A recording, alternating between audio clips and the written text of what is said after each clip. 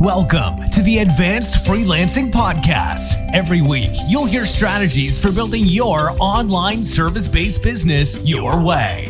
And now, here's your host, veteran freelancer, author, and TEDx speaker, Laura Briggs. So you want to quit your day job and you're thinking about doing it to go freelance full-time. Well, this episode is perfect for you. I am going to talk to you about the 13 things you need to keep in mind before jumping ship to go freelance full-time. I've actually quit my day job twice, 2 different day jobs in 2 very different points in my business to go freelance full-time. And both of those were absolutely the right decision. And what I think surprised me is that sometimes you think you know what to expect. And even the second time around, I was sort of caught off guard by a couple of different things, like the mental exhaustion that I was carrying over from the day job and needing time to recalibrate and sort of jumping back into things and setting up my schedule were just a couple of examples of how it was challenging for me. So no matter where you're at in your day job, let's talk about 13 things that need to be in the back of your mind if you are thinking about whether or not now is the right time to create that roadmap to make the jump. So first of all, the reason that you're leaving is something you need to decide on and really think about, right? And this is before you tell your boss you're leaving, before you formally start making plans or telling your current clients what your timeline is. This is your why. And I think every freelancer should have a why for running their business, but you also need a why for leaving your day job if that is up to you. And I think there are so many different times to know when you're ready to make that jump, right? From day job to working for yourself. And some of them will be driven by potentially the success on your business or the success that you see that you could get if you focused on that business more. And some of them may be driven more by negative aspects of what is happening in your current day job.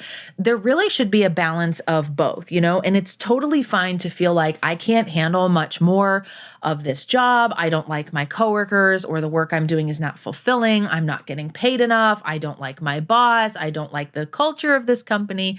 Those are all valid reasons to start thinking about making the jump to freelance. But you also want to have a reason that's going to keep you motivated on the positive side for when you do step into your business. So it's not enough to hate your current day job, because not wanting to work or not liking your day job is not the same as feeling the motivation to get up every single day and market your freelance business. So you need to have that balance on both sides to feel really good about it. So step number 1 is to know your why. Understanding why you want to make the leap is going to make it that much easier to reflect back and stay motivated during those days when it is hard. Even if you have existing freelance clients, this transition will be hard. Like I said, it surprised me how hard it was the second time. I didn't bounce right back into it. So you want to have that motivation and that question of why answered.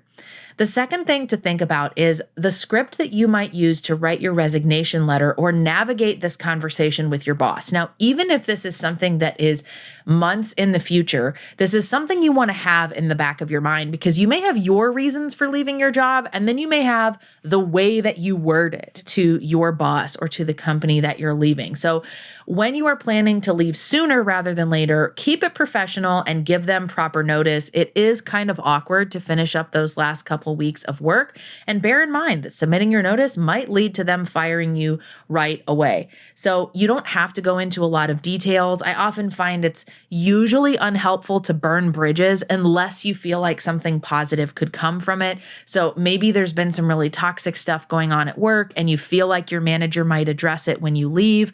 But if you've already brought that up 10 times on the job and it's never been taken seriously, bringing it up one last time is not a good reason to go into detail and say, well, these are the 15 different times I told you about this situation and you never addressed it. Just kind of say, I really feel like it's time for me to move on. So there's lots of generic statements you can use. There's new opportunities for you. You really want to focus on some different things. This doesn't feel like a good fit anymore. You've grown as much as you can grow in this job. There's lots of things you can say, and be prepared. They may push back and not want you to leave. So that may be in the future if you're making your roadmap now, but if you're quitting sooner rather than later, keep that in mind.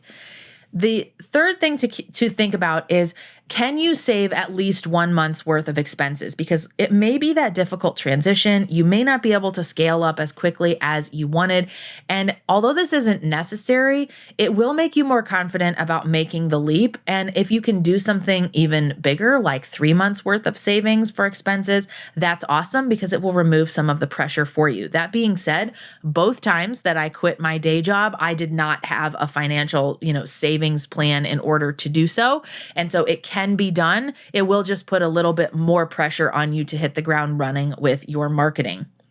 So the fourth thing to keep in mind is, what is your plan going to be for health insurance? Are you going to COBRA that old coverage? Are you going to buy your own? Are you going to go on a spouse's plan? There's no wrong answer here, but it's something that you want to have in mind about how you're going to address it. I think it's one of the biggest challenges that freelancers face. And unfortunately, the health insurance market, kind of like banking and business loans, have not really adapted to this idea of doing the right thing for freelancers or making these things we need to purchase more accessible. I will tell you that the Freelancers Union can help you with a health insurance plan if you are located in one of 7 states. So definitely check that out first and then explore your other options. But you want to have a plan for health insurance. This is often a leading reason why many people end up staying in their day job way longer than they thought, especially if they are covering their entire family. So do some research. You can also look into if you're going to form an S Corp or something like that, where you would technically be an employee of your own business. Can you purchase a health insurance plan through there where it's, you're covering yourself? Look into those things. So the next thing to think about, number 5, are your new office hours. You may be tempted to live completely by the seat of your pants, but I encourage you to set some office hours, because one of the biggest challenges that full-timers face when they go freelance and work only for themselves is that there is no line between work and life. So set up some office hours. It will make it easier to communicate with your clients, and you'll sort of protect yourself against those people pushing those boundaries. But you will also find it easier to stick to a schedule. And you don't have to stick to a restrictive schedule. This does not have to be 9 to 5, but you do want some regularity in your schedule, because it will make it that much easier for you to sort of transition and say, okay, my hours are 10 to 3. That's when I'm going to generally be in my office. If I finish before that, great. If I need to put in a couple extra hours some days because I have deadlines, that's fine too. So the purpose of this is to determine how you're going to meet deadlines and work from home effectively. And that definitely leads into our 6th thing to think about, which is, where is the clear place at home where you're going to be comfortable working full time? Now, digital nomads, that could be an RV, that could be the Airbnbs you're renting, that could be, hotel rooms, whatever it is. But if you are a consistent full-time freelancer, make sure that you have a home office space that is not going to be easily disrupted, especially if you have kids doing virtual school or you have varying schedules in the home. Even having a closet or a corner of another room will help you mentally check into when it is time to do your work. And this seems like such a small thing, but it is really important, because it is so hard to stay on track when you are starting your new business and you are still kind of carrying over some of the things from your day job. So the more you can make it easier for yourself to say, hey, I'm in this corner of this room, or this is my home office. This is where I do my work, and I close my computer at the end of the day and transition into my personal life. You will thank yourself for that. So the 7th thing to keep in mind before going full-time freelance is, what is your plan to increase your marketing methods? I recommend doing this a minimum of 1 month before your targeted leave date. This allows you to leave with plenty of work and also have warm leads in the pipeline, which is very helpful for making that transition, because leaving behind the regularity of a paycheck that drops into your account twice a month is hard. And this is another way where we just want to make it a little bit easier on ourselves to go through that transition. So you need a plan to increase your marketing methods. And yes, this means that for a period of time, you will be doing both your full-time day job and marketing. when I made my most recent transition, I woke up early for the 2 weeks before I fully exited out of the company. So the company knew I was leaving, but I was getting up early and doing my job during the hours I needed to, being available, helping make that transition plan. But I was notifying all my old clients, all the people I had turned down during that time. I was hitting Upwork. I was hitting the job boards. I was updating my profiles. I was doing all those things because I knew I wanted to have that peace of mind of that moment immediately after you say you're going to quit. Your next thought, like first you'll feel relief usually, and then the next thought is, oh my God, I have to create my own paycheck. So make that easier for yourself and do that by increasing your marketing efforts before. The eighth thing to keep in mind is make sure your business bank account is already opened. Treat your business like a business. This is a psychological thing, but it is also a legal thing. So you should already have that business bank account created either with your name as a sole proprietor or your LLC name. And if you haven't filed for an LLC, but you're ready to make that jump to full-time freelance, make sure you do that as well.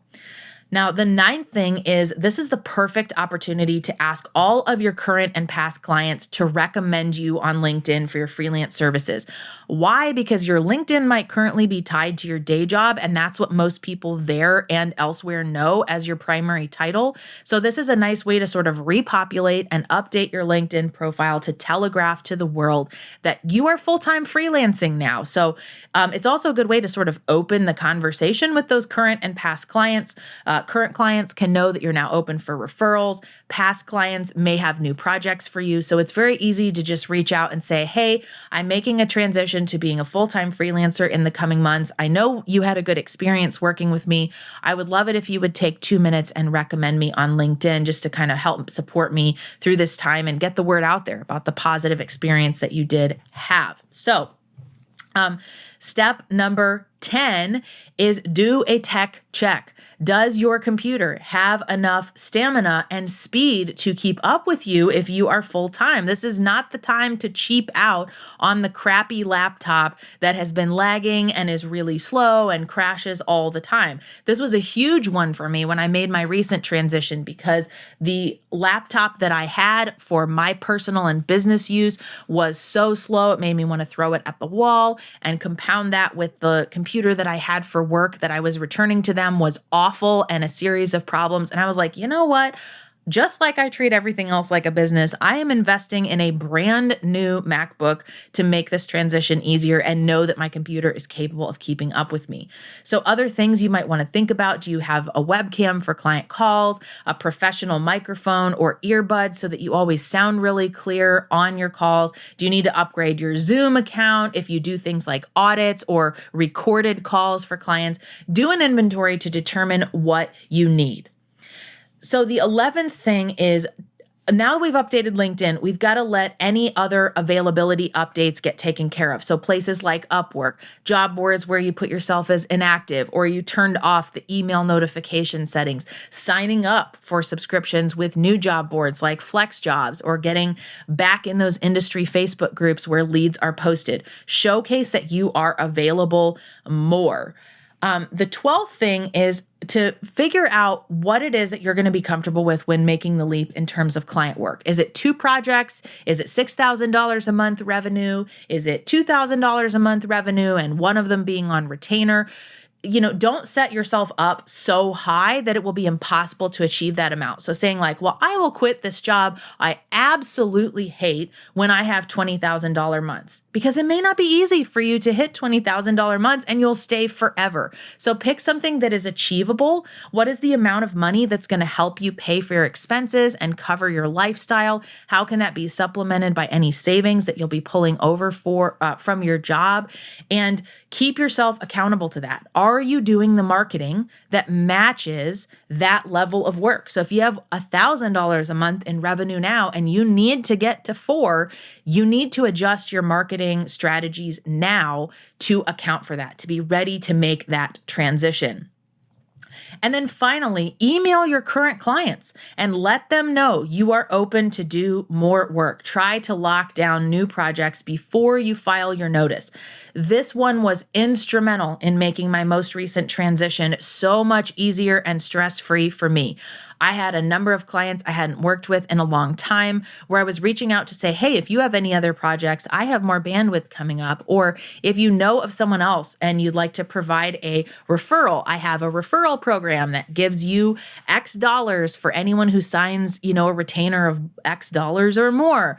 So those reopening of conversations led to some pretty substantial contracts, including a $4,000 a month retainer from a client I had to turn down 4 months previously due to lack of bandwidth on my side and feeling like it was a conflict of interest with my current employment situation. So I booked over $7,000 in monthly retainer business before making that transition most recently. And it made me feel so much better also because I was coming out of my position at that time with a lack of confidence. I really felt like the work culture had kind of pulled my confidence down, made me feel like I wasn't good at what I did. And so jumping back in there and landing a couple of clients not only made me realize, I have business on the books, but it also said to me, I am good at this. I can definitely handle this. I'm good at what I do. And combine that with some of the early feedback that I was getting from my clients really made it easier to feel like I was doing the right thing. I had made the right call for me. Now, leaving your day job, you are always going to question yourself. I will tell you that. Even if you know in your heart of hearts, like I have to get out of here or my business has grown so much, I need to really focus on it. You will always wonder if you made the right choice. So usually you will quit and you will feel relief immediately if this is the right choice for you. And then shortly after that, you'll start to question yourself. Was this a huge mistake? Am I going to miss my work or my workplace? Did I just shoot myself in the foot or burn a bridge? Will I be able to make enough money? So know that those things are normal. And that's why I've shared with you this checklist of 13 things to do and think about before you make the leap. Because when you have things like savings or that ramped up marketing plan, when you have those inevitable thoughts of, did I just make a huge mistake, even though I know it was the right call for me to leave and make the leap, you will feel like, hey, I did some proactive stuff, right? I may be worried about generating money as a new freelancer, but I've done the things on this checklist. I've really thought strategically about how I'm going to launch my business and scale it to the point of being full-time to support me. So if you're in a position right now where you are super unhappy or you're not feeling challenged enough, you're spending time with the wrong people at work every day and it's draining your energy instead of making you feel fulfilled, I commend you because we have all been there. Pretty much every freelancer I know has had some type of job before they freelance that was either the entire reason they decided to go freelance or a big part of the reason. And so know that you're not alone. There are many other people out there like you. And the more that you can surround yourself by similar people in that position and feel like you're getting the support of others who have made that leap, you will feel a lot more excited about doing it and you will feel less scared around the process of leaving.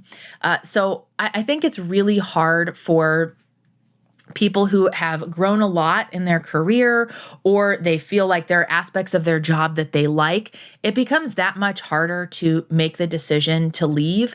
But I think that you know what is right in your heart of hearts. And I think you know when it's time to leave. And it may be the point that you are just feeling like, so many little things have stacked up here that I can't handle one more, or maybe it's one really big explosion or really bad situation where you thought you were going to get promoted and didn't. Whatever it is that puts you in that point, I want you to have a plan to leave just in case. Know these things just in case, because maybe there's a point you hit and you go, okay, financially, I can't leave right now. I can't leave tomorrow. I can't give my 2 weeks notice tomorrow, but maybe that's something I could do 3 months from now. And that's when you start putting into place the strategies that I've talked about in today's podcast episode. Now, if you are looking for a group of like-minded people, many of whom have made this jump and can give you support, I encourage you to check out my Facebook group. You can get sent directly to that by visiting www.betterbizacademy.com/group. The group is called Mastering Your Freelance Life with Laura, and I provide trainings, tips, and behind the scenes information about my freelance business there you will find so many other very positive, very driven, and very strategic freelancers. And many of them are doing this full time. So it's a great place to get advice from. And I hope to see you in there.